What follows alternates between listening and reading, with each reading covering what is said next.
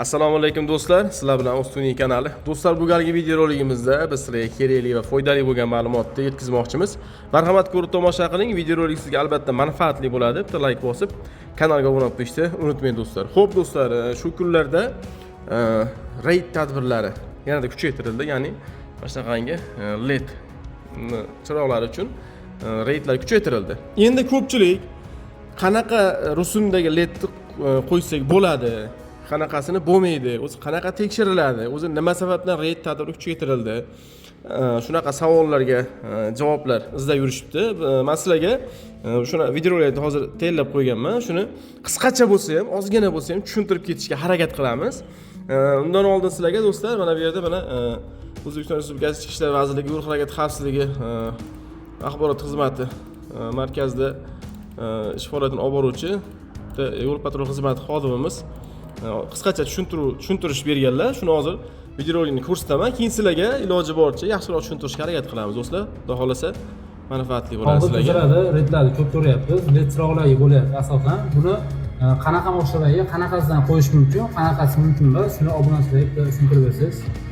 Albatta, hozir LED lampochkalar nostandart o'rnatilgan yoritish chiroqlariga qarshi raid tadbirlari o'tkazilyapti. Endi bu doim o'tkaziladigan, lekin so'nggi vaqtlarda shu fuqarolarning e'tirozi ko'p bo'lib turganligi sababli aynan yoritish chiroqlariga nisbatan ko'proq e'tibor qaratilyapti. Endi haydovchilardan ko'p savollar bo'ladi, ya'ni qanday holatlarda o'rnatish mumkin, qanday holatlarda mumkin emas. Do'stlar, e'tibor beringlar. Qanday holatlarda o'rnatish mumkin va qanday holatlarda o'rnatish mumkin emas deb aytishyapti. Ya'ni qanaqadir holatda mumkin degan holatni ham aytib o'tilyapti bu yerda. Mana shu talabda agar transport vositasini yoritish chiroqlarini LED yoki ksenon farlarga o'zgartiriladigan bo'lsa, albatta bunday o'zgartirishlar modul asosida, ya'ni LED chiroqlardan tarqalayotgan nurni tartibga soluvchi, ya'ni oddiy tushuntirganda liniya chizib beradigan modul asosida o'rnatish belgilab berilgan. Do'stlar, e'tibor beringlar. Liniyali holatdagi modul belgilab berilgan deyilyapti. Bu degani LED qo'ygan taqdiringizda ham yarim chiziq holatda yonishligi kerak deyilyapti bu yerda. Chunki inomarkalar hozir mana kirib kelyapti, mana Kia, Hyundai, Xitoy avtomobillari, elektromobillari, balobatlar deymiz. O'shalarda ham hozirgi vaqtda LED bilan chiqadi, ya'ni oq yonadi. Sariq yonib yurgan inomarkani endi o 75-80-yildagi bo'lmasa, agar hozirgi yangi rusumdagi inomarkalar hech qachon sariq lampochka bilan chiqqani yo'q, hammasi LED bilan chiqyapti. U ham o'sha yo'nalish bilan yonadi, chiziq bilan yonadi. Endi hozir sizlarga tushuntiraman do'stlar bag'ini. Ya'ni mana ikkita yoritish chirog'ida tushuntirib o'tamiz. Muhammad Qodir, mana. Xo'p, akamizning qo'llaridagi chiroqlar mana bu chiroqlar do'stlar. Mana bittasi monondan ko'rsatishyapti, ikkinchisi monondan ko'rsatishyapti. Endi qolganini ko'ramiz. Bunisi hech qanday modulsiz yoritish chirog'i, LED lampochka. Xo'p do'stlar, modulsiz deganini sizlarga tushuntiraman. Modulsiz, ya'ni tartibga solinmaganda, endi u xullas mana do'stlar o'sha narsa. Mana shu ko'ryapsizlar, ikki tomonda sariq diod turibdi. Bu hozir buni mana bu shtekerdan tokkulab yoqadigan bo'lsangiz, bu aylanasiga nur beradi. Tepaga, pastga, любой tomonga beraveradi.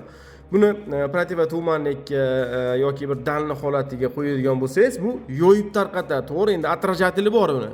Attrajator baribir 75-80% buni o'z ramkasiga soladi, original farra bo'lsa, lekin baribir liniyasi yo'qligi uchun bu mumkin emas deyilyapti bu mana.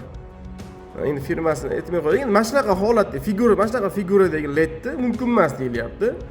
Xo'p, endi davomini ko'ramiz do'stlar mana. Bunisi modulli, ya'ni mana do'stlar. Modulli deganlari mana bo'ladi do'stlar. Hozir ichida lupasi bor, ya'ni LED lampochka tarqatayotgan nurni liniya qilib qarama-qarshidan kelayotgan haydovchini ko'zini olmaydigan darajada tartibga solib beradigan, ya'ni chiziq chizib beradigan modulli LED lampochka hisoblanadi. Mana do'stlar, hozir akani qo'llaridagi modullik LED lampochka deyilgani mana shu narsa bo'ladi. Mana uchida lupasi bor. Endi bunaqa har xil firmada bor bu narsa.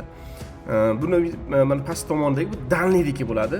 Bu attrajateldan foydalanadi, lekin buni asosiy bilijnisi siz buni faranchiga tiqasizmi, tashqarida bo'lsa ham akkumulyatorga yoqadigan bo'lsangiz, bu o'zi shundoq ham chiziq holatda yonadi. Bunga fara shart emas, kerak emas bunga fara, chunki o'zi shunaqa chiziq holatda chiqarilgan. Bu narsani mumkin deyilyapti. Endi qaysidir holatda, endi davomini eshitamiz do'stlar. Mana shunday led lampochkalarni o'rnatish mumkin. Eshityapsizlar, mana shunday led lampochka, ya'ni mana shunday led lampochkalarni o'rnatish mumkin deyilyapti. Chunki bu liniya bilan, chiziq bilan yonadi. Qanday transport vositasiga faqatgina mana shunday modul asosida bo'lishi kerak va o'rnatib bo'lingandan so'ng eng asosiy sharti nurni liniyasini standartga mosligini o'lchash kerak. Xo'p do'stlar, endi standartga o'lchash deyilgani bu regulirovka holati to'g'ri qilingan bo'lishligi kerak deyilyapti. Bundan bu akan narigi videolarni ham ko'rib chiqdim. Bu videolarni ham sporni holatlarda, mana shunaqa led qo'yilgan taqdirda ham sporni holatda avtotransport vositalarini texnik ko'rikdan o'tkazish markazlariga olib borib, farani regulirovka qiluvchi o'zini moslamalar, ya'ni regulirovkasini to'g'ri-noto'g'riga o'lchovchi moslamalar bor.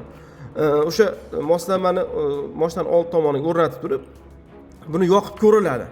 Agar sizga o'rnatilgan chiziqli led regulirovkasi noto'g'ri bo'ladigan bo'lsa, ashka ham, dashka ham bo'ladigan bo'lsa yoki bir o'zini o'sha regulirovkasidan baland holatda bo'lsa, Jumonda Hanjar degan kino vaqtini tushundilar, o'zi o'sha mashina jarima darajasiga ketadi va belgilangan tartibdagi o'sha jarima qo'llaniladi do'stlar. Mana shu apparatlarda hozir aksariyat apparatlar bunaqa joylar diagnostika markazlarida, oddiy qilib aytganda texosmotr qiladigan joylarda bunday apparatlar bor. Eshityapsizlar, texosmotr qilinadi, ya'ni mashina texnik ko'rikdan o'tkazuvchi markazlarda shunaqa liniyani to'g'ri yoki noto'g'riligini tekshiruvchi apparatlar bor. O'sha orqali aniqlab olinadi. Bu qo'yilgan taqdirda ham deyilyapti do'stlar. Ya'ni oddiy qilib tushuntirganda bunday lampochka, led lampalar mumkin emas, to'g'ridan to'g'ri qo'yish, mana bularni qo'yish mumkin. Ko'ryapsizlar, qo'llaridagi mana shundan. Buni mumkin emas deyishyapti qo'yish. Chunki bu xohlagan tomonga beradi, lekin mana bunaqangi uchta lupasi bor.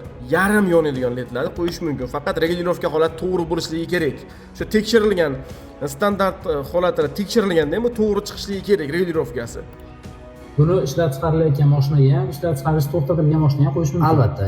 Ko'ryapsizlar, ishlab chiqarilayotganga ham, ishlab chiqarish to'xtatilgan mashinaga ham albatta qo'yish mumkin deyilyapti. O'sha aytyapman, faqat regulirovkasi to'g'ri holatda bo'lishi kerak. Har qanday transport vositasiga qo'yish mumkin, faqatgina mana shu shartlarni bajargandan so'ng. Shuning uchun sizlardan iltimos, har narsada o'zini talabi bor, me'yor bor, mana shu tartibda amalga oshirishlarini so'rab qolamiz. Endi xullas gapni indollosi, bu narsani qo'liga bitta flash olib bersangiz yo qo'liga 15 ming so'm pul bersangiz, o'rnatib beradigan joyda o'rnatma deyapti. Buni normalni ustiga qo'ydir uni, regulirovkasini to'g'ri qilib bersin degan nimada gapirilyapti. Endi bizga farqi yo'q, siz qayerda qo'ydirasiz, nima qildirasiz, prosta aytib qo'yish biz vazifamizligi uchun ozgina bo'lsa ham tushuntirish berdim. Endi bu tadbirlarni kuchaytirilishiga asosiy sabablardan biri buni amakimiz bo'ladilar. Eshagaraga ham led chiroq qo'yilgan. Ko'chadagi eshagaraga ham led chiroq qo'yilgan deyaptilar. Jiguliga ham led chiroq. Jiguliga ham led chiroq deyaptilar. Davlat standartida zavoddan chiqqan bo'lsa qarshi emas. Davlat standartida zavoddan chiqqan bo'lsa qarshi emasman deyaptilar opodda. Qarshiligi boshqacha bo'ladi. Kechqurun uni ustiga farosatsizlar tumanga qarshiga qo'yib olishgan. Eng yon 6 chiroqni yoqib beradi kecha. Hech kim buni nazorat qilmaydi.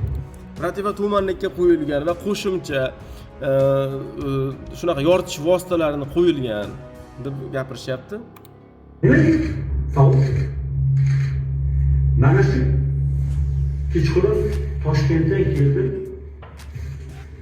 Endi astag'firulloh. Aziz o'rtoqlar, shunchalik. Tumanga qarshidan yoqib beradi. O'shanga yetib qo'yib olishdan yoqib olgan ko'rinmaydi. Kechqurun ikkitasiga o'z bordim, to'xtatib tushsa, baqirib keladi, "Ey hoji bo'ldilar bor." Shuni bir qattiq nazorat qilmasanglar, ikkinchi chiroyli jarima yozsa, qilish jarimasi bo'ladimi? Kunduzi ham bir muzoq to'xtatganda yoki chirog'ingizga har kuni ikkita chirog'i yo'lga to'xtasin.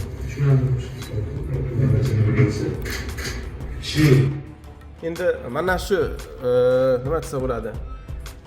Jurnalistlar bilan uchrashuv deymizmi yoki bir endi qanaqa holat bo'lyapti bu yerda biz nima desa bo'ladi? Ko'rmaganman ko'zim bilan qanaqa uchrashuvligini, shuning uchun ozgina bo'lsa ham shu ma'lumotni sizlarga ko'rsataylik degan maqsadda videorolik tayyorladik. Xullas do'stlar, tushunib oldilaring biz aytadigan fikrni. Mana bu yo'nalishi yo'qdi. qo'yish mumkin emas 100% deyilyapti. Lekin mana liniyasi bordi ham qo'ygan taqdiringizda ham o'zini regulirovka qilingan holati to'g'ri bo'lishligi kerak deyilyapti. Agar mabodo sportni holat bo'ladigan bo'lsa, buni o'sha texasda motor qilinadigan joylarga olib borib, o'zini standart farani tekshiruvchi standart apparatiga qo'yiladi. Agar standartdan to'g'ri kelmasa, baribir jarima maydonchasiga olib kirib, tegishli tartibda chora ko'rilishini aytib o'tilyapti. Xullas do'stlar, biz sizlarga fikrimizni ozgina bo'lsa ham tushuntiraylik degan umiddamiz. Ozgina bo'lsa ham bir sizlarga bir normal ma'lumot berdik degan umiddamiz. Agar videorolik sizlarga ma'qul kelgan bo'lsa, mana shu Hoji buvamiz uchun ham bitta like bosib, kanalga obuna bo'lib qo'yishni esdan chiqarmanglar. Sog' bo'linglar, salomat bo'ling do'stlar. Rahmat sizlarga.